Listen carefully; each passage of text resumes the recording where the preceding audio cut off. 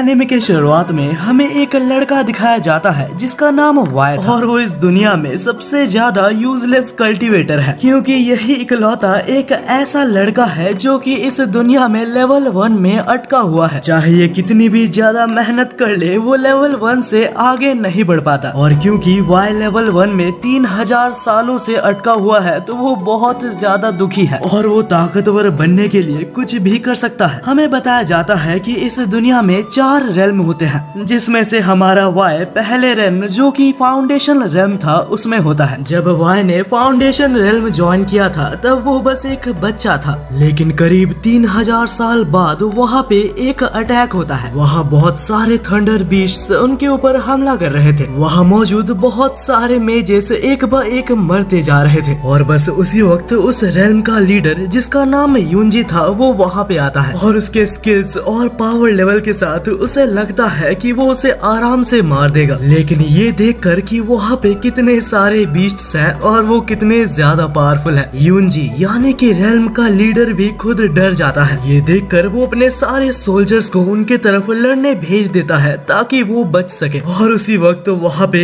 एक पर्सन उस सभी फाइट को देख रहा था, ना जाने क्यों, लेकिन वो उस फाइट को देखकर हंस रहा था। वहीं पे कहीं और हम वाई को देखते हैं जो कि अभी तक अपने टेक्निक्स को मास्टर कर रहा था और वाई अपने पावर्स को रिलीज करता है जो कि इतनी ज्यादा थी कि वो आसमान तक चली जाती है। हालांकि जिस माना को अभी उसने ऊपर भेजा था वो वाटर का फॉर्म लेके उसे ही मार देती है। ये देखकर वाई बहुत ही ज्यादा गुस्सा हो जाता है क्योंकि अभी तक वो लेवल 1 से ऊपर नहीं बढ़ पाया। तभी वाई को बाहर से कुछ आवाजें आती हैं। वो उसी वक्त बाहर जाके नीचे देखने लगता है। वहीं पे हम यूंजी को देखते हैं जिसे समझ आ जाता है कि अगर उसने वाई को नहीं बुलाया तो वो लोग मारे जाएंगे। तो वो अपने एक सोल्जर को वाई को बुलाने के लिए भेज देता है और हम देखते हैं कि वो सोल्जर उड़ते हुए वाई को बुलाने जाता है। लेकिन तभी यूजिन कहता है कि अरे रुको, उड़ के मत जाओ उसके पास। वाई प्लेग्राउंड में आता है तो वहाँ पे एक सीटी बजती है और सारे थंडर डीमंस वापस आ जाते हैं और यूंजी उस मैन को रिकॉग्नाइज करते हुए कहता है कि तुम तो इस रेल्म के एल्डर हो। हमें दिखाया जाता है कि इस बंदे का नाम फैंग होता है और ये इस रेल्म का सुप्रीम एल्डर है। हमें पता चलता है कि फैंग ने इमॉर्टलिटी हासिल कर ली है और अब वो इतना ताकतवर बन चुका है कि वो बस वाई से लड़ना चाहता है। लेकिन यूजिन कहता है कि वाई अभी बहुत ही बिजी है, वो तुम्हारे साथ नहीं लड़ सकता। तब फैंग उसे गुस्सा दिलाने के लिए ये रिवील करता है कि उसने ही सारे डीमंस को यहाँ पे भेजा था और ये सुन के यूजिन उसके ऊपर अटैक कर देता है।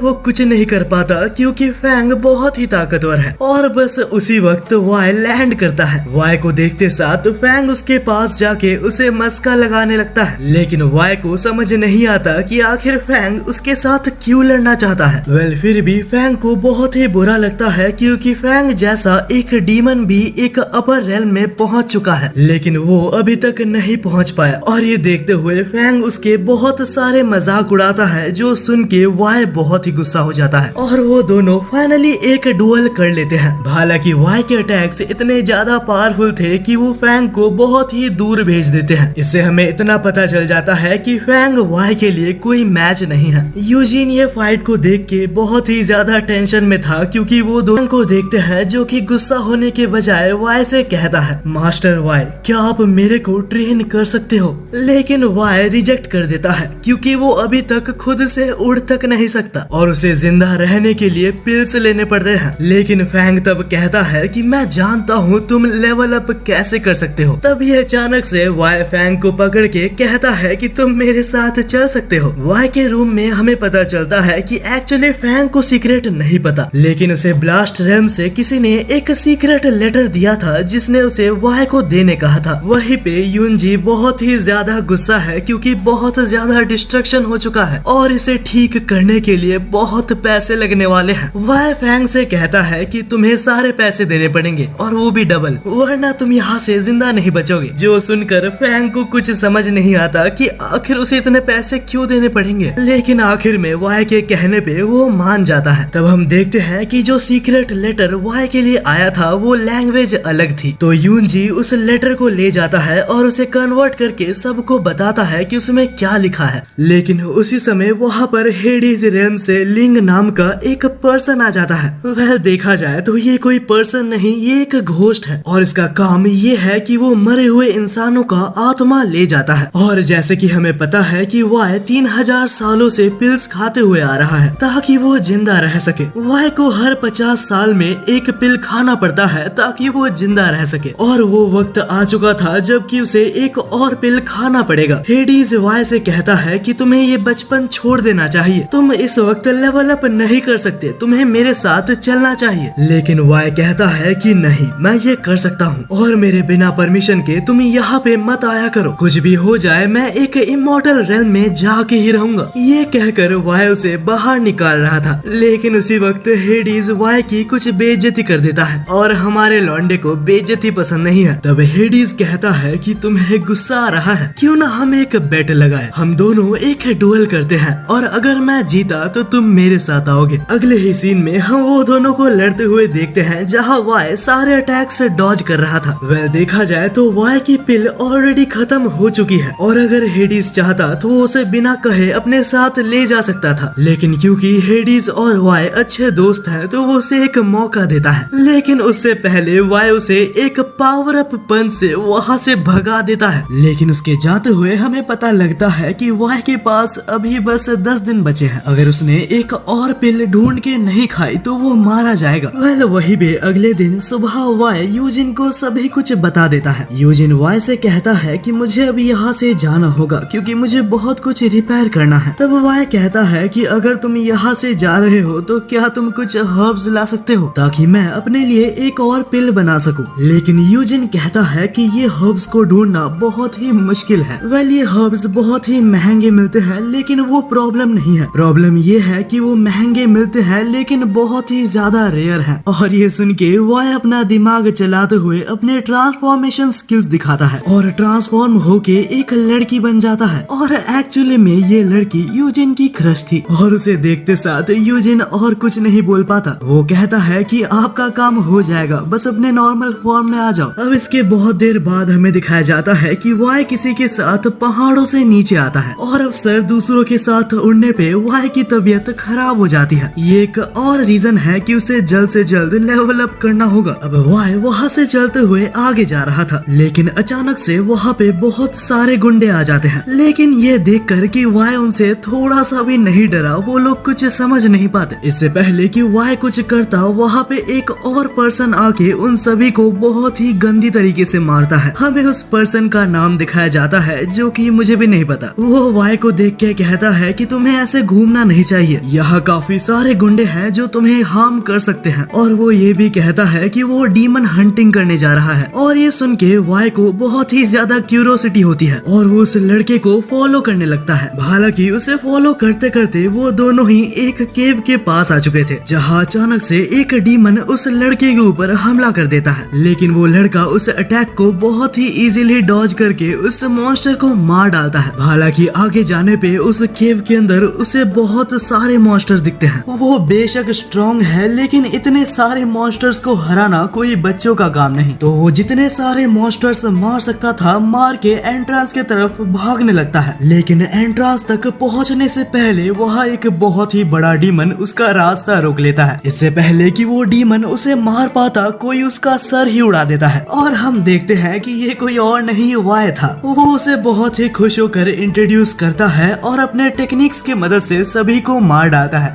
वो लड़का वाई के इस स्वॉर्ड प्ले को देख के बहुत ही इम्प्रेस हो गया था। लेकिन ये चीज वो वाई को नहीं दिखाता क्योंकि वो कल्टीवेटर से गुस्सा है, क्योंकि कल्टीवेटर्स ने कोर्ट ऑफ सेंचुअन किंगडम के साथ कुछ गलत किया था। तो वो लड़का अपना नाम कहता है जो कि टैंग था और वो वाई से कहता है कि क्या तुम मेरे साथ मेरे रेल्म में आ सकते हो, मेरे विलेज के ऊपर हमला हो चुका है और मुझे अपने विलेज को बचाना है। वो ये भी कहता है कि डीमंस को मारने के तुम्हें पैसे और फेम भी मिलेगा। लेकिन वाई कहता है कि मुझे पैसे और फेम नहीं चाहिए, बस बाद में रात को मुझे मोमोज खिला देना। अगले सीन में हम टैंग को देखते हैं जो कि वाई को डिलाइट हाउस में लेके आता है और हमें एक बहुत ही बड़ा सीक्रेट पता चलता है कि टैंग कोई लड़का नहीं एक लड़की है। और पहले केव में वो बहुत ही गुस्सा थी क्योंकि वाई अभी तक नहीं बता पाया कि वो बस एक लड़की है। बाद में जब पैलेस के अंदर वाई खाने की कोशिश कर रहा था तब टैंग उसे रोकती है। वो कहती है कि ये पैलेस एक विचेस का एरिया है और यहाँ के खाने में पॉइजन भी हो सकता है। वो आगे कहती है कि इस रेल्म की कमांडर मिस जियांग जुई है और मुझे शक है कि जो डीमंस हमारे ऊपर हमला कर रहे हैं उनके पीछे वही है। हमें पता चलता है कि वाई ऑलरेडी इस रेल्म के कमांडर मिस जियांग जुई को जानता है और वो टैंग को समझाने की कोशिश करता है कि ऐसा नहीं हो सकता क्योंकि मिस जुई एक बहुत ही अच्छी पर्सन है। और उसी वक्त कहीं से मिस जुई वहाँ पे आ जाती है। वो यहाँ की लीडर तो है ही, लेकिन वो यही पर्सन है जिसने कि वाई को वो लेटर दिया था। कुछ देर बाद हम देखते हैं कि वाई टैंग को इंट्रोड्यूस करता है और टैंग को क्लियर करने के लिए वाई डायरेक्टली उससे पूछ लेता है, मिस जुई, टैंग ने कहीं से सुना था कि आपने उन सारे डीमंस को उसके रेल्म में भेजा है। मुझे पता है कि ये सच नहीं है, लेकिन उसे कुछ कंफ्यूजन हो गया है। तब मिस जुई कहती है कि हाँ, कुछ लोग ये बात फैला रहे हैं, लेकिन ये बस एक कोशिश है मेरा फेम नीचे लाने की। अब कुछ टाइम बाद जब बॉडीगार्ड्स वहाँ से चले जाते हैं तो मिस जुई वाई को सेड्यूस करने की कोशिश करती है। वाई वहाँ से भागते हुए एक बहुत ही पॉपुलर मेडिसिन स्टोर में आ जाता है, लेकिन उसे पता चलता है कि सारे रेयर हर्ब्स ऑलरेडी ऑफिसर्स ने खरीद लिया है। उसी वक्त वाई के पीछे दो सोल्जर्स आते हैं जो कि बात कर रहे थे। उनमें से एक सोल्जर लाई फैमिली के बेटे के बारे में बात कर रहा था जो कि बहुत ही वीक है। वाई इन सारी बातों को सुन रहा होता है। अचानक से वहाँ पे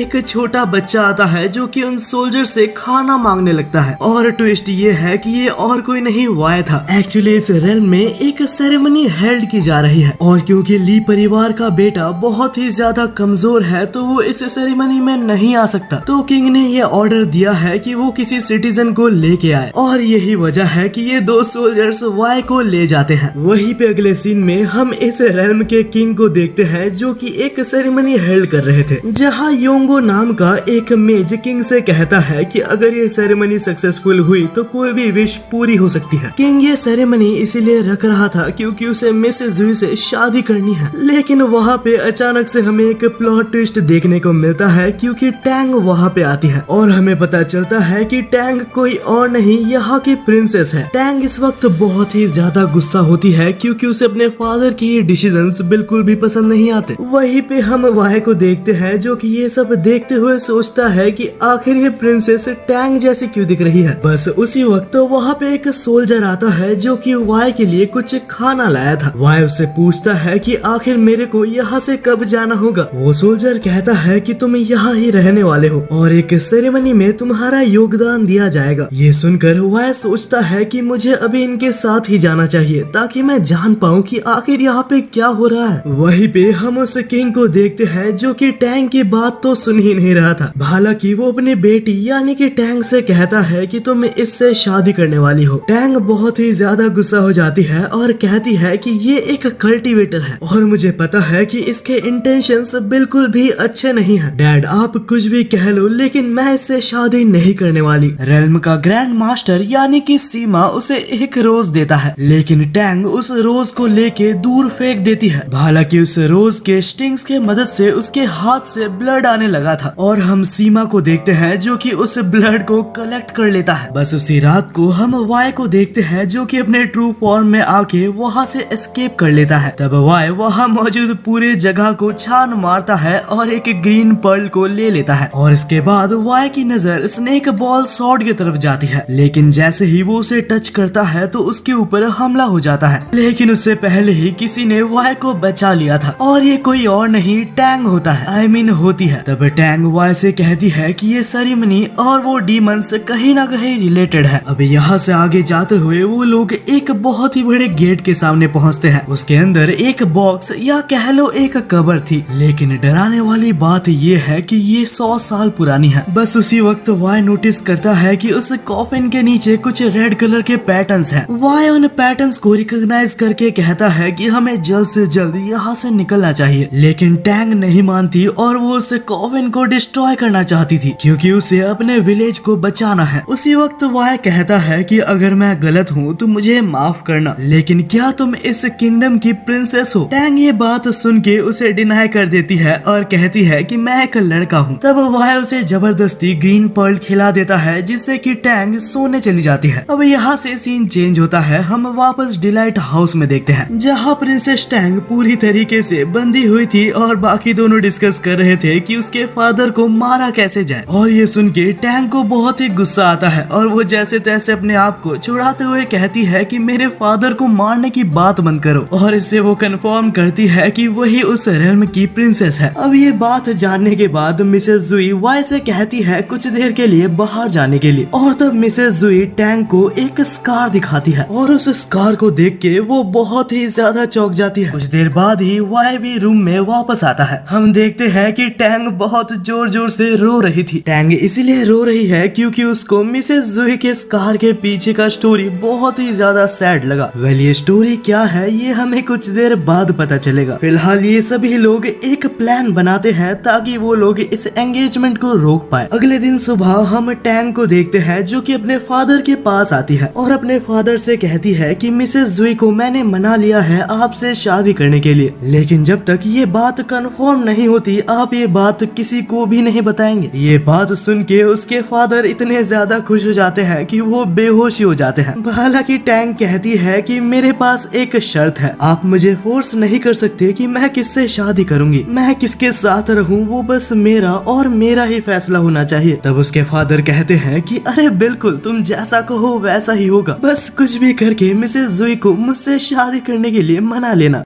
इसके अगले सीन में हम मिसेस जुई को देखते हैं जो कि फाइनली इस कैसल में आ गई होती है क्योंकि कल सेरेमनी है तो वो दोनों ही प्रिपेयर हो रहे थे। तभी टैंग फिर से मिसेस जुई की वही स्कार को देखती है और तब फाइनली हमें पता चलता है कि पिछली रात उसने क्या स्टोरी बताई थी। मिसेस जुई बताती है कि मेरी मदर एक ह्यूमन है, हालांकि मेरे फादर एक डीमन है। हजारों साल पहले की बात है, ह्यूमंस और डीमंस के अंदर एक बहुत ही खतरनाक फाइट हुई थी और उस वक्त का करेंट डीमन लॉर्ड एक वॉरियर था और ह्यूमंस को बेरहमी के साथ मारने के बाद डीमन लॉर्ड ने मिसेस जुई के मदर के साथ बहुत ही गंदा हरकत किया और इसी की वजह से मिसेस जुई पैदा हो गई। लेकिन उसके कुछ देर बाद ही वो डीमन लॉर्ड मिसेस जुई और उसके मदर के ऊपर हमला करके उसे मार देता है। हालांकि उसके मदर ने अपना सैक्रिफाइस करके मिसेस जुई को कुछ भी करके बचा लिया था। मिसेस जुई जिंदा है इस बारे में डीमन लॉर्ड को कोई भी भनक नहीं था और क्योंकि मिसेस जुई के अंदर अब डीमन की भी पावर मौजूद है तो डीमन लॉर्ड कुछ भी करके उसे मारना चाहता है। वो ये भी कहती है कि तुम्हारे रेल्म के ऊपर जिन डीमंस ने हमला किया था वो प्रोबेबली मेरे फादर ने ही करवाया है और इसमें मेरा नाम डाल दिया गया ताकि मुझे डीमन रेल्म में वापस भेज दिया जाए। अब यहाँ से सीन चेंज होता है और हम सेरेमनी में देखते हैं जहाँ बहुत सारे बच्चों को सैक्रिफाइस के लिए एक लाइन में लगा दिया गया है और उन बच्चों में से ही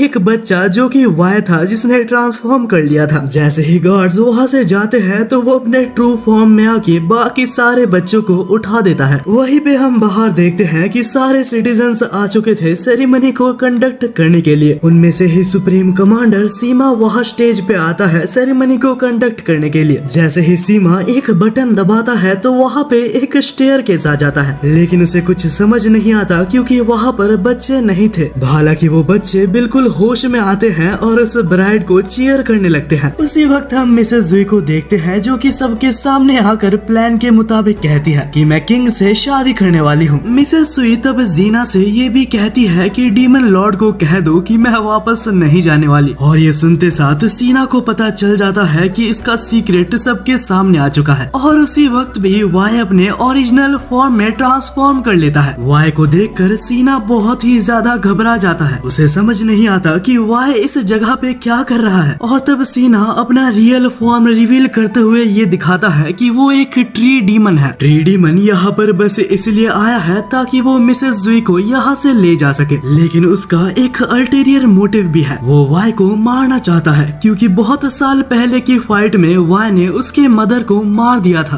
और तब ट्री डीमन वाई को अंडर एस्टिमेट करते हुए कहता है कि आखिर वाई कौन ही होगा, ये तो बस एक रिफाइन रेल्म का स्टूडेंट है और ये तो अभी तक लेवल 1 में ही अटका है। ये सुनकर वाई को बहुत बुरा लगता है और वो कहता है कि शायद तुम रिफाइन रेल्म को बहुत नीचे समझते हो, मैं तुम्हें दिखाऊंगा कि रिफाइन रेल्म की क्या पावर है। ये कहते हुए उन दोनों की फाइट कंटिन्यू होती है और वाई उस मॉन्स्टर के चेयर्स बना देता है। रिफाइनिंग मैजिक का यूज करते हुए वो उस ट्री डीमन के बहुत अलग अलग फर्नीचर्स बना रहा था। हालांकि वाई ने उसे बहुत बुरी तरीके से हरा दिया था, लेकिन ट्री डीमन कहता है कि तुम कुछ भी कर लो, तुम ब्लड थर्स्ट डीमन को नहीं हरा सकते। तभी हम देखते हैं कि वहाँ से एक blood thirst demon art activate हो चुका था और ट्री डीमन ने इस आर्ट को एक्टिवेट प्रिंसेस के ब्लड की मदद से ही किया है। और ये टेस्ट कंफर्म करती है कि मिसेस जुई ने डीमन ब्लड इनहेरिट किया है। डीमन आर्ट एक्टिवेट होते साथ वहाँ सारे पर्सन्स की ब्लड उसके अंदर जा रही थी। अगर ऐसा ही चलता रहा तो वहाँ पर कोई भी इंसान जिंदा नहीं बचेगा और इस चीज को बस एक ही पर्सन रोक सकता है और वो प्रिंसेस है। लेकिन ये प्रोसेस इतना खतरनाक है कि इस प्रोसेस के बीच में प्रिंसेस मारी जा सकती है। बिना टाइम वेस्ट करते हुए टैंग उस जगह पे कूद जाती है ताकि वो इस एरे को बंद कर सके। जैसे ही वो नीचे जाती है तो वो अपने सामने अपने ग्रैंडफादर को देखती है। पहले तो उसे कुछ भी समझ नहीं आता, लेकिन वो धीरे धीरे समझ जाती है कि ये सब उसके ग्रैंडफादर ने किया है। तब टैंग इस एरे को बंद करने के लिए एक नाइफ से अपना हाथ काट के ब्लड से इस एरे को बंद करने लगती है। लेकिन ये बुढ़ा इसको ऐसा करने कहा देता। वो एक मैजिक से टैंग के पूरे एनर्जी को एब्सॉर्ब करने लगता है। ये मैजिक इतना खतरनाक था कि इसको वाई भी सेंस कर पा रहा था और वो टैंग को बचाने के लिए बिना टाइम वेस्ट करते हुए वहाँ पे कूद जाता है। लेकिन इतने देर में बहुत ही लेट हो चुका था क्योंकि ओल्ड मैन को टैंग से पूरे डीमन ब्लड मिल चुकी थी। यहाँ तक ओल्ड मैन के अंदर डीमन पावर्स भी एक्टिवेट हो चुकी है। उसी वक्त वहाँ पे वाई आता है और टैंग को संभालता है। तब टैंग वाई से कहती है कि उसे खत्म कर दो। वाई कहता है कि बिल्कुल तुम जैसा कहोगी मैं वैसा ही करूंगा। टैंग अपना स्वॉर्ड ओल्ड मैन की तरफ फेंकता है लेकिन वो उसे बहुत ही इजीली डिफ्लेक्ट कर देता है और वाई के उस नाइफ को देख के वो समझ जाता है कि वाई एक रिफाइनड रेल्म से है और ये सोच के वो वाई को अंडर एस्टिमेट करता है। लेकिन तभी वाई उसे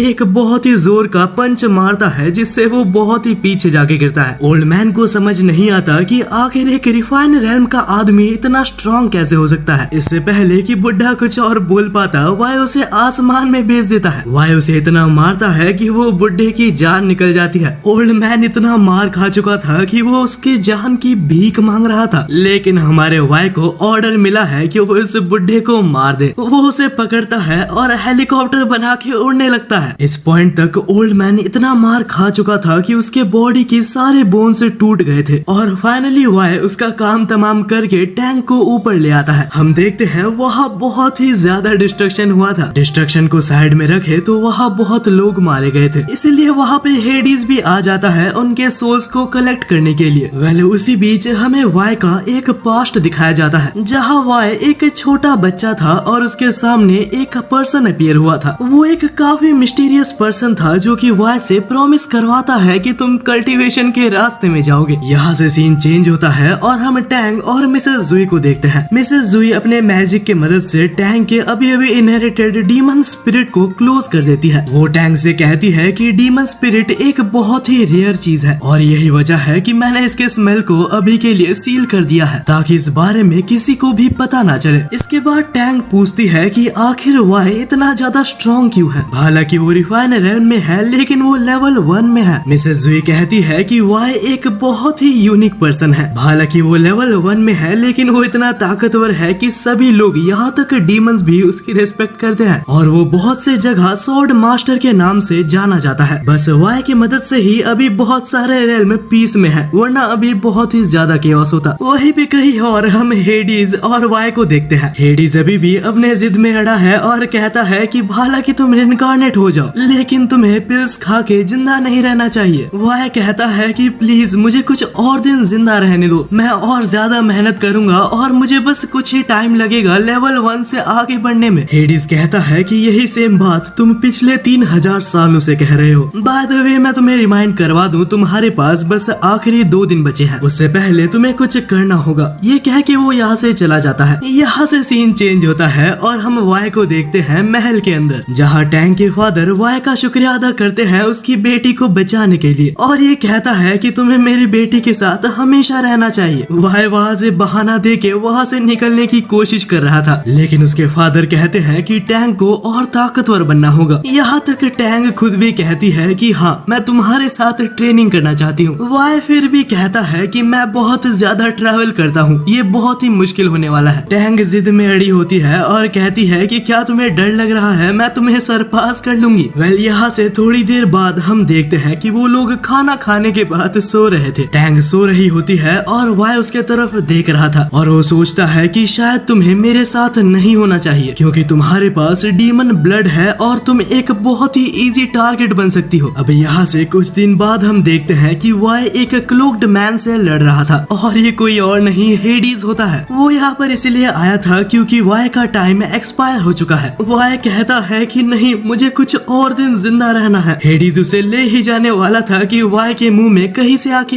एक पिल गिरता है और इस पिल ने वाई के लाइफ में 4 years 365 डेज और ऐड कर दिए थे। ये देखकर हेडीज वहाँ से चला जाता है। ये पिल किसी और ने नहीं, मिसेस जुई ने दिया था और उसे थैंक्स कहने की जगह वाई कहता है कि ये कैंडी काफी कड़वा था। ये सुनकर मिसेस जुई थोड़ा सा अपसेट हो जाती है, लेकिन वाई टॉपिक चेंज करते हुए कहता है कि तुमने जो लेटर दिया था वो शायद ट्रांसलेट हो चुका है। बाद में हम मिसेस जुई और हेडीज के कन्वर्सेशन को भी देखते हैं। हेडीज पूछता है कि आखिर तुम हमेशा वाई की मदद क्यों करती हो। जुई कहती है कि ऐसा नहीं है, वाई ने भी मेरी बहुत बार मदद की है। वही अगली सुबह हम देखते हैं कि टैंग युनजी के पास आके उससे एक विनती करती है। वो युनजी से कहती है कि प्लीज वाई को कहो कि वो मुझे ट्रेन करे, लेकिन युनजी कहता है कि ये सब डिसीजंस मैं नहीं लेता। टैंग उसके सामने झुकती है और कहती है कि प्लीज मुझे मेरे रेल्म को प्रोटेक्ट करना है और बस वाई है जो कि मुझे कुछ सिखा सकता है। अब इतने रिक्वेस्ट के बाद युनजी फाइनली मान जाता है, लेकिन वो कहता है कि मैं कोई गारंटी नहीं दे सकता क्योंकि वाई हम सबसे बहुत दूर एक अलग जगह पे रहता है और जब वो ट्रेनिंग करता है तो वो किसी के इंटरफेरेंस को बिल्कुल भी बर्दाश्त नहीं करता। और अभी फिलहाल में हमारे रेल्म के ऊपर बहुत सारे अटैक्स हुए थे और उसके डैमेज को रिपेयर करने में हमारे पास और पैसे नहीं बचे। ये भी एक प्रॉब्लम है क्योंकि वाई इस रेल्म का ग्रैंड मास्टर है और उसके पास खाली हाथ जाना बिल्कुल भी अच्छा नहीं लगता। उसी वक्त टैंग कहती है कि कोई बात नहीं, मैं तुम्हें 10,000 सिल्वर कॉइन्स दूंगी क्योंकि टैंग एक प्रिंसेस होती है तो उसके पास पैसों की कमी नहीं होती। यूजिन भी बहुत ज्यादा खुश हो जाता है और कहता है कि कल हम वाई के पास चलेंगे। अगले दिन सुबह हम देखते हैं कि यूजिन, टैंग और बहुत सारे एल्डर्स वाई के पास पहुंच जाते हैं। वाई इतने सारे पर्सन को देख के समझ नहीं पाता कि यहाँ पे क्या चल रहा है। सारे एल्डर्स कहते हैं कि हमने तुम्हारे लिए कुछ कुछ गिफ्ट्स लाए हैं, लेकिन ये सब देख के वाई को बहुत ही ज्यादा गुस्सा आ रहा था। वो सारे एल्डर्स को यहाँ से जाने के लिए कहता है और टैंग को उनके साथ देख के वो समझ जाता है कि यूजिन ने टैंग से पैसे लिए हैं। वाई कहता है कि मैंने तुम्हें जो ट्रांसलेट करने कहा था तुमने वो ट्रांसलेट किया या नहीं। यूजिन कहता है कि बस थोड़ा सा ही ट्रांसलेट हो पाया है। जैसे ही वाई उस स्क्रिप्चर को देखने लगता है तो यूजिन वहाँ से चुपचाप रफा दफा हो जाता है। उसने टैंग को यहीं पे छोड़ दिया था ताकि वो उससे बात कर सके। ये यूजिन अगर मेरे को फिर से मिल गया तो मैं इसे छोड़ूंगा नहीं। बाद में हम देखते हैं कि रात भी हो चुकी थी, लेकिन अभी भी टैंग यहीं पे थी। हमारा वाई उस स्क्रिप्चर्स को बहुत पढ़ने की कोशिश कर रहा था, लेकिन उसे आधा अधूरा समझ आ रहा था। टैंग तब वाई के पास जाती है और उसे पढ़ने की कोशिश करती है। हम देखते हैं कि टैंग को वो स्क्रिप्चर पूरी तरीके से समझ आ रहा था। वाई ये देख के पूरी तरीके से चौंक जाता है कि आखिर उसे ये लैंग्वेज कैसे पता है। टैंग कहती है कि बचपन से ही मेरे लाइब्रेरी में बहुत सारे ऐसे स्क्रिप्चर्स पड़े हुए हैं। इस लैंग्वेज के स्क्रिप्चर्स मैंने बचपन में ही पढ़ना सीख लिया था। और इसके बाद ही टैंग उस पूरे स्क्रिप्चर को पढ़ता है और बताता है कि ये इनकम्प्लीट है। इसके अंदर जो भी लिखा है वो पूरी तरीके से नहीं बताया गया। अगली सुबह हम देखते हैं कि वाई के पास जितने भी स्क्रिप्चर्स थे वो सारे टैंग के पास ले आता है। टैंग उन सारे स्क्रिप्चर्स को बहुत ही टाइम लगा के पढ़ती है, लेकिन तब वो एक प्लान बनाती है। वो वाई को कहती है कि मैं तुम्हें इस इंफॉर्मेशन के बारे में तभी बताऊंगी अगर तुम मेरे को अपना डिसाइपल बना लो। वाई के पास अब कोई और चारा नहीं होता और उसे ये इंफॉर्मेशन जानना था, तो वाई मान जाता है और टैंग को अपना डिसाइपल बना लेता है। अब इनके बीच में ये डील होने के बाद ही अगले टाइम से टैंग पूरी टाइम अपने आप को ट्रांसलेशन करने में ही लगा देती है। लेकिन हमारा वाई इतना ज्यादा बेसब्र होता है कि वो हर 5 मिनट में उसके पास आके पूछते रहता है कि क्या ट्रांसलेशन हो गया। टैंग को ये देख के इतना गुस्सा आता है कि वो वाई के ऊपर चिल्ला देती है। वाई भी बेचारा चुपचाप बाहर आके बैठ जाता है और कहता है कि इस दुनिया में मेरा कोई नहीं है। वो टैंग को थोड़ा सा टाइम देता है ताकि वो ट्रांसलेट कर पाए। जैसे ही टैंग का टाइम कंप्लीट होता है तो वाई अंदर दौड़ते हुए जाता है और बहुत ही खुश था। हालांकि स्क्रिप्चर को देख के उसे टैंग की हैंडराइटिंग समझ नहीं आती, तो टैंग एक्सप्लेन करती है कि इसमें एक पर्सन के बारे में लिखा है जो कि लाइफ और डेथ से फ्री है। इस पर्सन का नाम यहाँ पे लैंड इमॉर्टल बताया गया है। वाई को लैंड इमॉर्टल के बारे में जानने में कोई भी दिलचस्पी नहीं थी। उसे तो ये जानना था कि आखिर वो लेवल अप कैसे कर सकता है। उसे लगता है कि मिस जुई ने जरूर कुछ गड़बड़ की होगी या फिर उनके पास पूरा लेटर नहीं होगा, तब वाई डिसाइड करता है कि वो खुद जाएगा और इस लेटर का पता करेगा। वाई टैंग से कहता है कि तुम्हारा ट्रेनिंग भी जल्द ही चालू हो जाएगा। कुछ देर बाद हम देखते हैं कि हुआंग वहाँ पे आता है। हुआंग वाई को एक लड़की और ऊपर से एक रेल्म की प्रिंसेस के साथ देख के चौंक जाता है। वाई ने हुआंग फू को इसलिए बुलाया था क्योंकि उसे अच्छे से पता है कि वो स्टोन कहाँ पे है। हुआंग को एग्जैक्ट लोकेशन भी पता है और वो उड़ भी सकता है, जिस वजह से वाई ने उसको चुना था। वाई टैंग से ये भी कहता है कि ये तुम्हारा पहला ट्रेनिंग होगा। ये जान के कि टैंग को भी उसके साथ आना है, वो बहुत ही ज्यादा डर जाती है क्योंकि वो लोग जिस जगह पे जा रहे हैं वो एक बहुत ही खतरनाक जगह है। वाई कहता है कि चिंता मत करो, मैं तुम्हारे साथ हूँ। अगले ही पल हम देखते हैं कि वो तीनों निकल चुके थे और ये जर्नी बहुत ही ज्यादा डेंजरस थी। बीच में बहुत खतरनाक मॉन्स्टर्स आते हैं, लेकिन युंग फू उसको देख लेता है और बहादुरी मार रहा था कि मैंने इमॉर्टल टेस्ट भी तो पास किया है। कुछ देर बाद हम देखते हैं कि वो तीनों उसी जगह पे पहुंच चुके थे जहाँ पे युंग फू को पहली बार वो स्टोन टैबलेट दिखा था। लेकिन देखा जाए तो इस वक्त वहाँ पर कुछ भी नहीं है। उसी वक्त टैंग को वहाँ पर एक बहुत ही क्यूट से आइस के पेयर दिखते हैं। टैंग बिना सोचे समझे उसे पकड़ने जाती है, लेकिन वाई उसे ठीक टाइम में बचा लेता है क्योंकि वो कोई आइस नहीं, एक बहुत ही ज्यादा वेनमस मॉन्स्टर था। लेकिन इस इंसिडेंट से टैंग को थोड़ा सा इंजरी होता है और वहाँ पे थोड़ा ब्लड गिरता है। और क्योंकि टैंग का ब्लड स्पेशल है क्योंकि उसमें डिमोनिक एक्टिविटीज है और उसी वजह से वहाँ पे अचानक से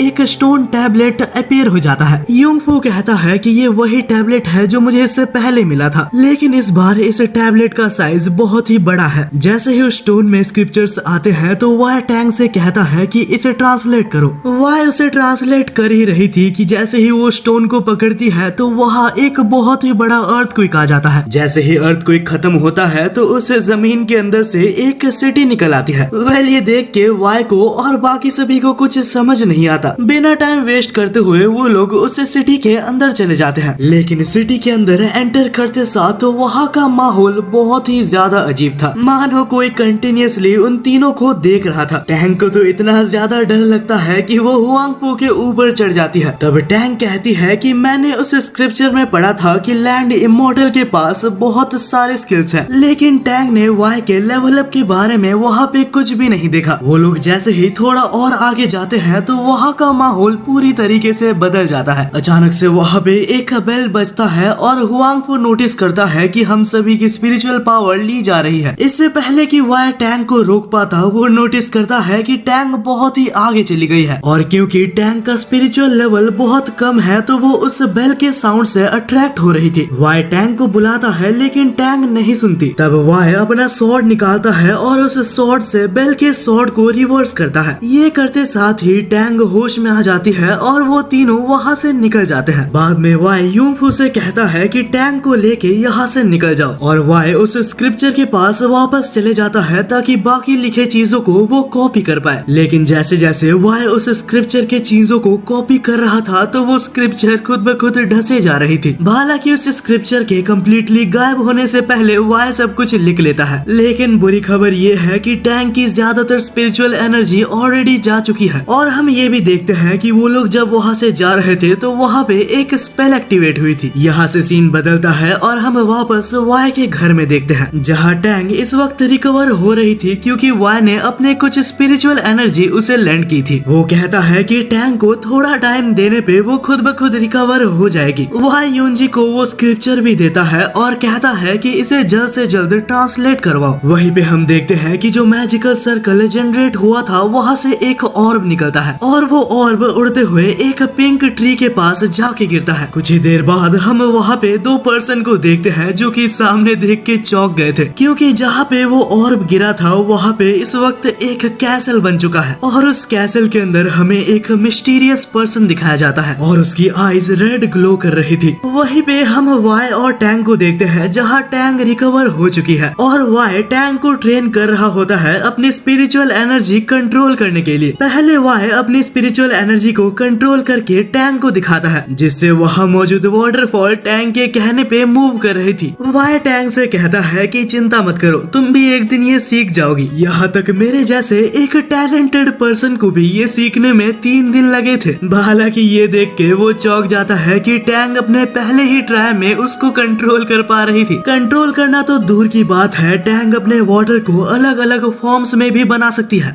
वहीं पे कहीं हम फोर्जिंग सेक्टर में देखते हैं जहां एक ओल्ड मैन वहां के चीफ के पास जाता है। वो उस रेल्म के चीफ जिसका नाम लायन था उससे कहता है कि अचानक से हमारे शहर के बीच में एक कैसल आ गया, वहाँ बहुत से लोग मारे जा रहे हैं और हमें बैकअप की जरूरत है। वहीं पे हम वापस टैंक के पास देखते हैं जो कि इतने ही टाइम में की रिफाइनिंग के लेवल 7 तक पहुंच चुकी थी। और तभी टैंग वाई से पूछती है कि क्या मैं जल्द ही फाउंडेशन एस्टेब्लिशमेंट रेल्म तक पहुंच सकती हूँ, और जितनी देर में वाई आंसर देता वो लेवल 8 तक पहुंच जाती है। ये सब देख के वाई बहुत ही ज्यादा जेलस फील कर रहा था। इससे पहले कि वाई कुछ कंप्लेन कर पाता टैंग ऑलरेडी लेवल 9 तक पहुंच चुकी थी, और उसे रोकने के लिए वाई उसे कहता है कि प्लीज इस स्क्रिप्चर को ट्रांसलेट कर दो। अगले सीन में हम उसी सिटी में देखते हैं जहाँ बहुत सारे सोल्जर्स अचानक मारे जा रहे थे। ओल्ड मैन को भी बहुत ही डर लगता है क्योंकि ये एक बहुत ही स्ट्रॉन्ग ओपोनेंट है। ये कम था कि अचानक से उस कैसल के अंदर से बहुत सारे अजीब टाइप के मॉन्स्टर्स आने लगते हैं। यहाँ तक उस कैसल के अंदर से एक अजीब सी वेव आती है जो कि सारे सोल्जर्स को कंट्रोल कर लेती है। उन सभी के आईज रेड कलर के हो चुके थे और एक साथ सिटी के तरफ बढ़ रहे थे, और उनका मिशन ये था कि वो किंग को मारे और शन डायनेस्टी को फिर से रिवाइव कर सके। हालांकि इससे पहले कि लायन कुछ कर पाता अचानक से वहाँ पे हजारों एरोज उनके तरफ आने लगते हैं। लायन वहाँ पे एक बहुत ही बड़ा बैरियर कास्ट करता है जिससे कि वो लोग अपने आप को बचा लेते हैं, और तब लायन कहता है कि तुम लोग यहाँ से जाओ, मैं तब तक इनको होल्ड करता हूँ। लेकिन ओल्ड मैन कहता है कि आखिर हम यहाँ से कैसे जाएं? बाहर निकलते साथ ही यहाँ बहुत सारे डीमंस हैं। लायन कहता है कि तुम्हें जल्द से जल्द यहाँ से कोई रास्ता निकालना होगा, मैं इन्हें ज्यादा देर तक नहीं रोक सकता। ये कहकर लायन वहाँ से निकल के वहाँ के मेन बॉस को मारने जाता है। अब हमें सीधा 3 दिन बाद का सीन दिखाया जाता है जहाँ हम वाई को देखते हैं जो कि कंप्लेन कर रहा था कि Tang already foundation establishment realm तक पहुँच चुकी है। मैं वहाँ पहुँचने के लिए 3000 सालों से मेहनत कर रहा हूँ, लेकिन वो मेरे से आगे बस 3 दिन में चली गई। लेकिन उसी वक्त टैंग वहाँ आके वाई से कहती है कि शायद एक बहुत ही बुरी न्यूज है। हम लोग जिस दिन वहाँ से लौटे थे तो शायद हमने एक स्पेल एक्टिवेट कर दिया था, और उस स्पेल की मदद से लैंड इमॉर्टल इस सिटी में आ चुका है। वहीं पे हम लायन को देखते हैं जो कि लड़ने गया था लेकिन बहुत ही जल्दी पकड़ा गया। उसे बहुत ही बेरहमी से पकड़ के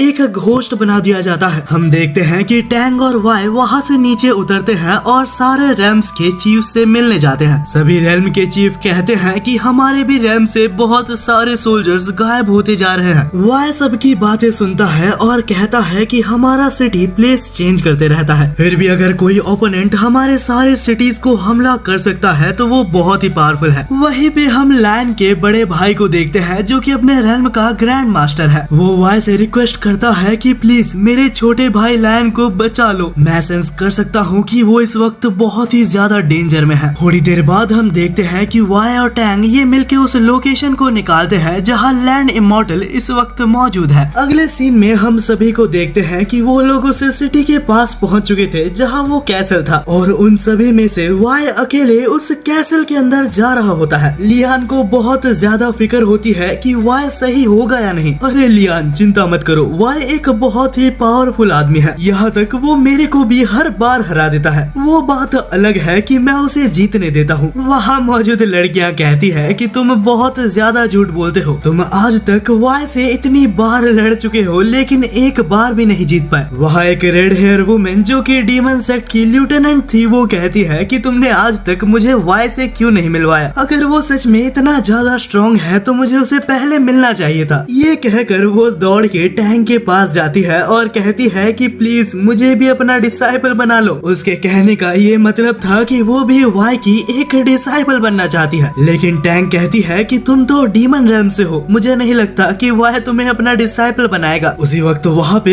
एक और पर्सन कहता है कि तुम लोग अपनी बातें बंद करो, तुम्हें शायद यहाँ की सीरियसनेस नहीं पता लेकिन ये एक बहुत ही खतरनाक जगह है, यहाँ किसी भी वक्त कुछ भी हो सकता है। यहाँ से सीन चेंज होता है और हम वाई को देखते हैं जो कि सिटी के अंदर चल रहा था। वाई को यहाँ अंदर आए बहुत टाइम हो चुका है लेकिन उसने यहाँ पे कुछ भी सस्पिशियस नहीं देखा। वो ये सोच ही रहा होता है कि अचानक से वहाँ एक सोल्जर वाई के ऊपर अटैक कर देता है। वहाँ अचानक से बहुत सारे सोल्जर्स आ जाते हैं और वाई नोटिस करता है कि सब हिप्नोटाइज्ड है और इन सब की सोल बहुत ही बुरी तरीके से क्रश कर दी गई है। वाई ये भी नोटिस करता है कि ये लोग बिल्कुल भी वीक नहीं है, ये सभी लोग फोर्जिंग सेक्ट के गोल्डन सोल्जर्स हैं और क्योंकि वाई को पता चल चुका है कि इनका सोल पूरी तरीके से डिस्ट्रॉय हो चुका है तो उन्हें किसी भी तरीके से बचाया नहीं जा सकता। वाई एक अटैक के साथ वहाँ मौजूद सारे सोल्जर्स को मार डालता है। इनोसेंट सोल्जर्स को मारता हुआ उसे बिल्कुल भी अच्छा नहीं लगता। वाई जैसे ही कैसल के तरफ आगे बढ़ता है तो वो एंट्रांस में लायन को देखता है। इसकी सोल भी कैप्चर हो चुकी है लेकिन पूरी तरीके से डिस्ट्रॉय नहीं हुई। लायन को अभी भी अपने बॉडी पे थोड़ा सा कंट्रोल बाकी है। लायन के अंदर से लैंड इमॉर्टल की स्पिरिट वाई को देख के ये महसूस कर लेती है कि वाई बहुत ही ज्यादा स्ट्रॉन्ग है और लैंड इमॉर्टल प्लान बनाता है कि वो वाई के बॉडी को कैसे हासिल कर सकता है। लैंड इमॉर्टल वही वेव्स को चालू करता है जिस वेव से सारे सोल्जर्स डिस्ट्रॉय हो गए थे लेकिन सामने कोई नॉर्मल सोल्जर नहीं हालांकि वाई मौजूद है। वाई अपने स्वॉर्ड की मदद से काउंटर करके वो सारे वेव्स को डिस्ट्रॉय कर देता है। उसी वक्त हम देखते हैं कि लायन की बची हुई स्पिरिट वाई से कहती है, वाई मुझे नहीं लगता कि तुम इसे हरा सकते हो, मेरी बात मानो, मुझे जल्द से मारो और यहाँ से चले जाओ। और इतना सुन के वाई को ये कंफर्म हो जाता है कि लायन अभी तक पूरी तरीके से डिस्ट्रॉय नहीं हुआ। अगले ही पल हम देखते हैं कि वाई सीधा जाके लायन को वहाँ से बचा लेता है। वो लायन से पूछता है कि क्या तुम ठीक हो, लेकिन इससे पहले कि लायन कुछ बोल पाता लैंड इमॉर्टल वहाँ वाई के ऊपर एक नीडल से हमला कर देता है। वो एक रेड कलर की कल्टीवेटेड नीडल थी जो कि वाई ने पकड़ लिया था। वाई उस नीडल को लैंड इमॉर्टल के ऊपर वापस फेंकता है लेकिन लैंड इमॉर्टल उस अटैक को डॉज कर लेता है।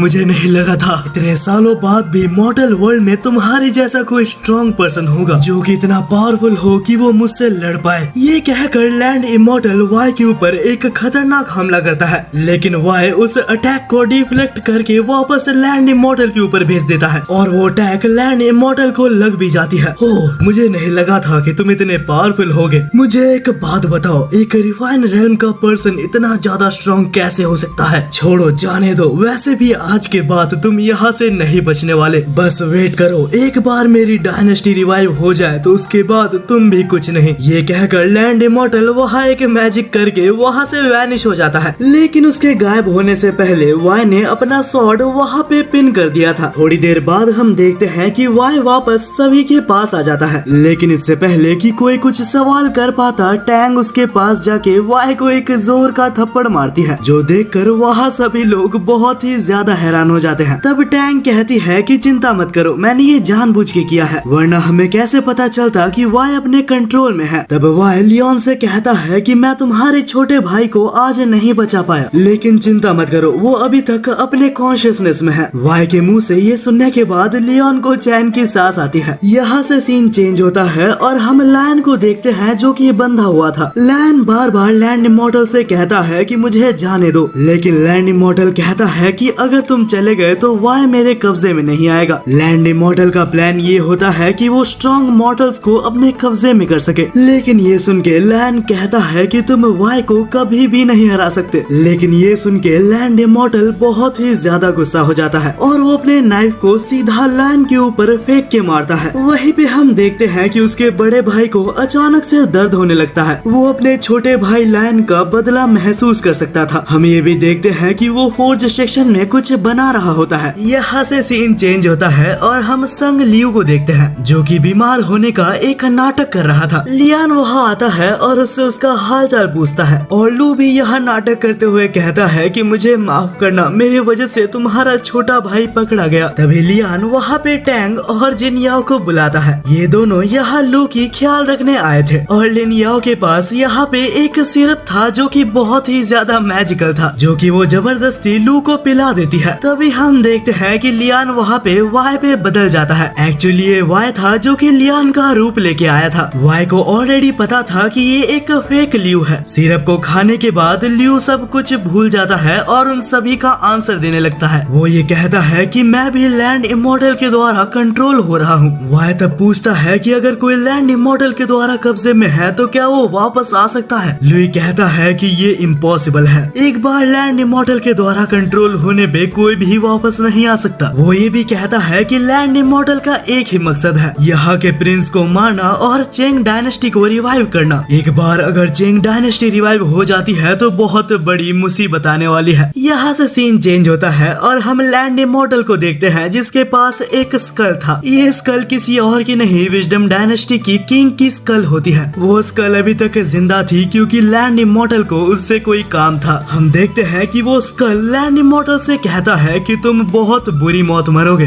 तुमने अपनी जिंदगी में बहुत पाप किए हैं और मुझे पता है कि वो रिफाइन रेल्म का बंदा तुम्हें मार देगा। लैंड इमॉर्टल हंसता है और कहता है कि तुम्हें ऐसा लगता है, और हमें दिखाया जाता है कि लैंड इमॉर्टल ने अपने पूरी एक अनडेड आर्मी बनाई होती है। वहीं पे हम वाई को फिर से देखते हैं जो कि सारे क्वेश्चंस कंप्लीट करने के बाद एक आखिरी क्वेश्चन करता है। वो कहता है कि लुई भाई, मैं 3000 सालों से लेवल 1 के रिफाइनिंग रेल्म में अटका हुआ हूँ, क्या तुम जानते हो कि मैं इससे आगे कैसे बढ़ूं? लेकिन ये क्वेश्चन सुन के लुई को कुछ समझ नहीं आता और वो मैल फंक्शन करने लगता है। अबे क्या हुआ यार, आंसर दे दे, एक ही तो क्वेश्चन पूछा था तेरे से मैंने। जिनियाओ कहती है कि शायद इस क्वेश्चन का आंसर किसी के पास भी नहीं है। वह बहुत ही दुखी हो जाता है, लेकिन वो चिल्लाता है कि हेडिस सामने आओ, तुम मुझसे और कितने देर तक छुपने वाले हो? हम देखते हैं कि हेडिस वहाँ छुपा हुआ था और अचानक से सामने आ जाता है। अचानक से उसे देख के टैंग उससे बहुत ज्यादा डर जाती है और उसके बारे में कंप्लेन करने लगती है। ओए वाह, तेरे डिसाइपल को देख ले, मेरे साथ बात ना करे। वाह टैंग को साइड में ले जाता है और उससे कहता है कि ये हेडिस बहुत ही अजीब है और इससे बात ना ही करो तो अच्छा है। तब हम देखते हैं कि हेडिस लुई के अंदर से उसकी आत्मा को निकाल लेता है। पहले तो उसकी आत्मा भागने की कोशिश कर रही थी, लेकिन हेडिस से वो बच नहीं पाता। जाने से पहले हम हेडिस को देखते हैं जो कि वाई को एक स्क्रोल देता है और वाई से कहता है कि इस स्क्रोल में एक टेक्निक लिखी है जिससे कि तुम लैंड इमॉर्टल के स्पेशल मूव को काउंटर कर सकते हो। जब तक तुम उसके स्पेशल मूव को नहीं हरा लेते, मैं उसकी आत्मा को नहीं ले जा सकता। एक बार तुम उसे हरा लो तो मुझे बुला लेना, मैं उसकी आत्मा को ले जाऊंगा। यहाँ से सीन चेंज होता है और हम फिर से एक बार सारे कल्टीवेटर्स को एक साथ देखते हैं। वाई सभी से कहता है कि कोई भी चिंता मत करो, इसके बाद वो मुझे मिलेगा तो मैं उसे नहीं छोड़ूंगा। सारे लोगों को वाई के ऊपर विश्वास होता है और उसी वक्त वहाँ पे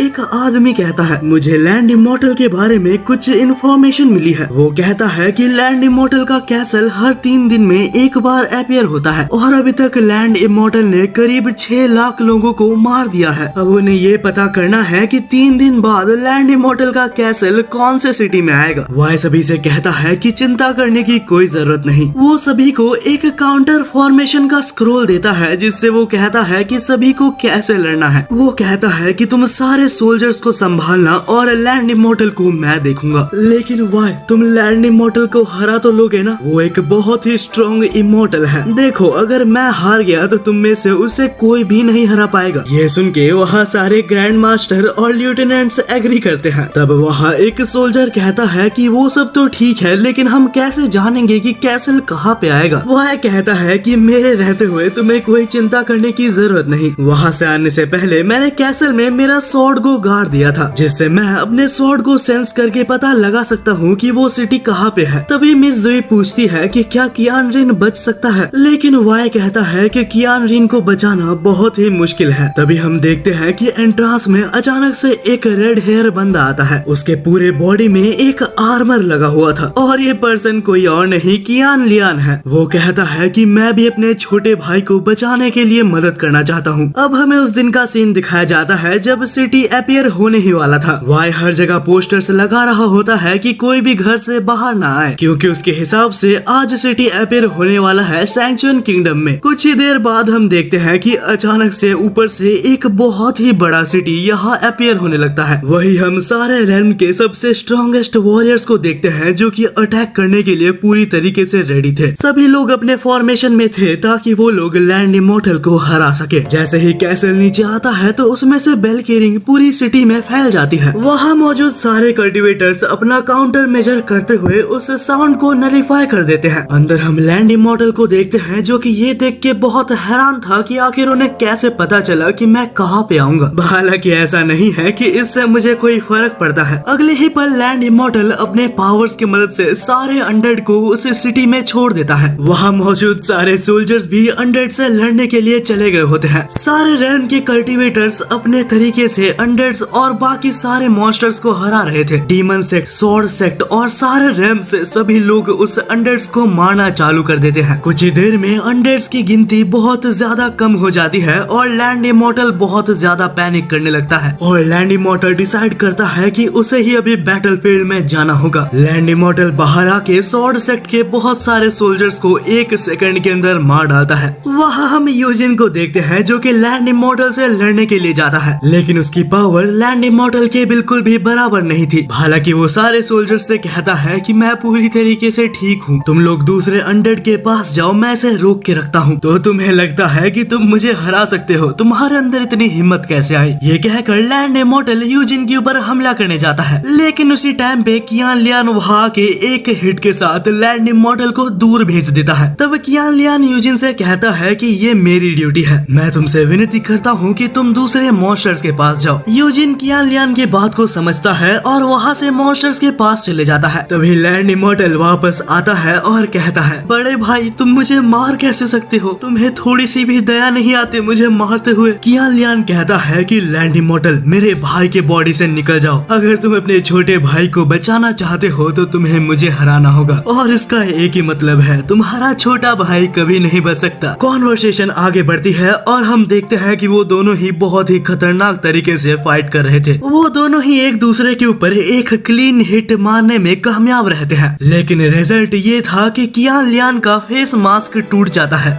हालांकि उसके वॉरियर बॉडी की मदद से उसे कुछ भी नहीं हुआ था। हम देखते हैं कि लैंड इमॉर्टल को भी यहाँ पे एक छोटी सी चोट आई थी, जो देखकर वो काफी इम्प्रेस था। वो कहता है कि मुझे नहीं लगा था तुम मुझे चोट पहुंचा पाओगे। लैंड इमॉर्टल मैं आखिरी बार कहता हूँ, मेरे छोटे भाई के बॉडी से निकल जाओ, मैं उसे और दर्द में नहीं देख सकता। ये सभी कुछ वाई नीचे से ऑब्जर्व कर रहा होता है, लेकिन वो उन दोनों के बीच में नहीं आता। लेकिन वाई इस फाइट से बहुत देर तक दूर नहीं रह सकता, क्योंकि लैंड इमॉर्टल ने कियान लियान को बहुत बुरी तरीके से मारा था। लैंड इमॉर्टल ने उसके पूरे वॉरियर सूट को तोड़ दिया था और उसे वो मारने ही वाला था। इतने में हम देखते हैं कि 3 कल्टीवेटर्स मिलके उस सिटी के नीचे एक फॉर्मेशन बना देते हैं। वहीं पे लैंड इमॉर्टल कहता है कि क्या हुआ, तुम अपने छोटे भाई को नहीं मार सकते? कियान लियान कहता है कि नहीं, मैं तुम्हारे जैसा नहीं हूँ, अपने छोटे भाई को मारने की जगह मैं खुद मरना पसंद करूंगा। अच्छा तो ऐसी बात है, फिर तुम्हें मरना चाहिए। ये कहकर लैंड इमॉर्टल लियान को मारने ही वाला था कि लैंड इमॉर्टल की बॉडी से लियान को होश आ जाता है और वो अपने बड़े भाई को बचाने के लिए उस स्वॉर्ड को अपने ही बॉडी के अंदर ले लेता है। ऐसा करते साथ ही लैंड इमॉर्टल की स्पिरिट लियान के अंदर से निकल जाती है। ये देखकर कियान लियान बहुत ज्यादा दुखी हो गया था। छोटे भाई आखिर तुमने ऐसा क्यों किया? अगर आप मेरे को बचा भी लेते फिर भी मैं अपने ओरिजिनल फॉर्म में नहीं आ पाता। मेरी स्पिरिट को लैंड इमॉर्टल ने अपने पास कैद कर लिया है। आपने मुझे बचाने के लिए बहुत मेहनत की है और बड़े भाई चिंता मत कीजिए, मैं हमेशा तुम्हारे साथ रहूंगा। वहीं पे हम देखते हैं कि लैंड इमॉर्टल के स्पिरिट निकल के कियान लियान के आर्मर के अंदर चला गया था। वो कहता है कि तुम ऐसे नहीं बच सकते, मैं तुम दोनों को ही यहीं पे खत्म कर दूंगा। और जैसे ही लैंड इमॉर्टल यहाँ दोनों के ऊपर हमला करने वाला था, वो बहुत ही जोर से पीछे गिर जाता है, क्योंकि यहाँ पे हमारे हीरो की एंट्री हो चुकी है। वाई कियान लियान के सामने आता है और उसे कहता है कि तुम बहुत ही अच्छे से लड़े और चिंता मत करो, तुम्हारे छोटे भाई की एसेंस अभी भी स्वॉर्ड के अंदर बंद है, यकीनन वो बाद में फिर से रीइंकार्नेट हो जाएगा। वाई ये सारी बातें कियान लियान को बता ही रहा होता है कि कियान लियान उसे पीछे देखने कहता है। वाई अपने स्वॉर्ड को कमांड करता है और उसका स्वॉर्ड वाई के हाथ में आ जाता है, जिससे कि टाइम पे वाई ने लैंड इमॉर्टल के अटैक को रोक लिया था। लैंड इमॉर्टल वाई को देख के बहुत ज्यादा खुश हो रहा था। फाइनली तुम यहाँ पे आ गए, मैं तुम्हारा ही इंतजार कर रहा था। तुम्हारी बॉडी बहुत ज्यादा स्ट्रॉन्ग है, मुझे तुम्हारी बॉडी पे कब्जा करना होगा। तुम बोलोगे और मैं तुम्हें अपनी बॉडी पे कब्जा करने दूंगा। तुम इतने बेवकूफ कैसे हो सकते हो? वाई अचानक से टेलीपोर्ट होके लैंड इमॉर्टल के पास आ जाता है। वाई को देख के वो उसके ऊपर बहुत सारे अटैक्स करता है, लेकिन उसका एक भी अटैक वाई को टच तक नहीं कर पाता। वाई अपने पाम में फोर्स रिफाइनिंग यूज करके वहाँ एक फोर्स पाम अटैक करता है। वाई के एक ही अटैक से लैंड इमॉर्टल का आर्मर पूरी तरीके से टूट चुका था। हालांकि लैंड इमॉर्टल उसके पावर को वापस इकट्ठा कर लेता है। हम देखते हैं कि वाई और लैंड इमॉर्टल के बीच में बहुत देर तक फाइट चलती है। लैंड इमॉर्टल ने जितना सोचा था वाई उससे बहुत ज्यादा स्ट्रॉन्ग है, लेकिन लड़ते लड़ते अचानक से वाई की स्वॉर्ड मुड़ के टूट जाती है। वाई बोलता है रुको रुको, ब्रेक चाहिए मुझे। वो जाके लैंड की स्वॉर्ड को पकड़ता है और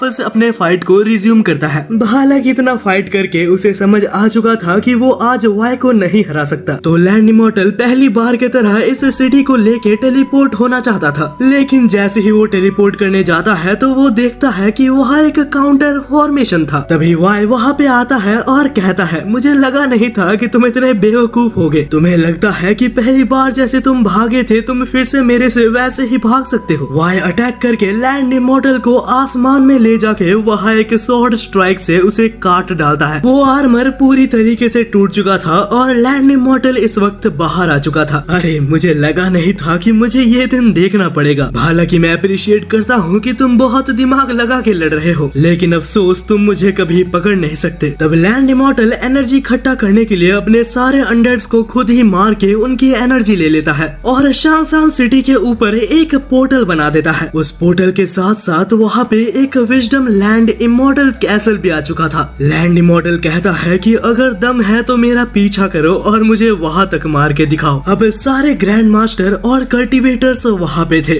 वेल आगे किसी को भी समझ नहीं आता कि आखिर उन्हें वहाँ जाना चाहिए या नहीं। वाई यूजिन से कहता है कि चुपचाप वहाँ जाके देखो कि वहाँ क्या हो रहा है, लेकिन यूजिन बहाना बनाने लगता है और कहता है कि मेरा सर दर्द कर रहा है, मुझे माफ करना, मैं नहीं जा पाऊंगा। हालांकि वाई और हम सभी को पता है कि वो कितना बड़ा नाटकबाज है। तभी उनमें से एक सोल्जर जिसका नाम रूफे था वो कहता है कि चिंता मत करो, मैं जाके देख के आता हूँ। रूफे जैसे ही ऊपर जाता है तो वहाँ से एक इलेक्ट्रिक शॉक उसके ऊपर गिरता है। वो शॉक इतना खतरनाक था कि पल भर में ही रूफे पूरी तरीके से बेहोश हो जाता है। वाई उसको पकड़ के नीचे लाता है और कहता है कि इसे हील करने ले जाओ। तभी हम वहाँ पे एक और कल्टीवेटर, या मैं स्पेसिफिक कहूँ तो ये एक मैजिशियन था, वो उस कैसल को पास जाके अच्छे से देखने लगता है और सारे कल्टीवेटर से कहता है कि ये एक बहुत ही रेयर स्पेशल स्किल है। ये विजडम कैसल एक बहुत ही रेयर चीज है जो कि टाइम स्पेस को भी मैनिपुलेट कर सकता है। इस कैसल के अंदर इतनी पावर है कि ये मरे हुए आदमी को भी रिइंकार्नेट कर सकता है। वाई उससे पूछता है कि क्या इसके अंदर जाने का कोई रास्ता नहीं है। वो कहता है कि ये एक बहुत ही रेयर स्किल है और इसके बारे में कुछ भी नहीं पता। वाई कहता है कि हमें कोई रास्ता निकालना होगा। वो 2-4 कल्टीवेटर्स को छोड़ के बाकी सारे कल्टीवेटर्स को अपने होम टाउन जाने कहता है, क्योंकि यहाँ पे बहुत खतरा हो सकता है। और वाई डिसाइड करता है कि वो विजडम कैसल को एक्सप्लोर करेगा। वहीं पे हम लैंड इमॉर्टल को देखते हैं जो बाहर से ये सभी कुछ देख रहा था। वाई बस तुम एक बार अंदर आ जाओ, उसके बाद तुम्हारी बॉडी मेरी होगी। हम देखते हैं कि वाई और टैंग उड़ते हुए हेडीज के पास जाते हैं, क्योंकि शायद हेडीज को पता है कि वो अंदर कैसे जा सकते हैं। हेडीज अपना काम करते हुए सारे घोस्ट्स को हेडीज रेल में भेज रहा था, लेकिन वाई जब उससे क्वेश्चन करता है तो हेडीज कहता है कि मुझे नहीं पता। वाई कहता है कि विजडम कैसल के ऊपर जाते वक्त वहाँ एक थंडरबोल्ट हमारे ऊपर हमला कर रहा है। हालांकि हेडीज चुपचाप कहता है कि तुम्हारे जैसे लो लेवल कल्टीवेटर के ऊपर वो कोई भी असर नहीं करेगा। एक सेकंड, क्या कहा तुमने? अरे नहीं, मैंने कुछ नहीं कहा, मैं तो चाह रहा हूँ यहाँ से। वाई और टैंक को हेडीज के कहने का कुछ मतलब समझ नहीं आता। अगले दिन हम मैंशन में देखते हैं जहाँ सारे कल्टीवेटर्स फिर से एक जगह थे और उन सभी ने डिसाइड किया था कि वो सभी एक साथ विजडम कैसल के अंदर जाएंगे।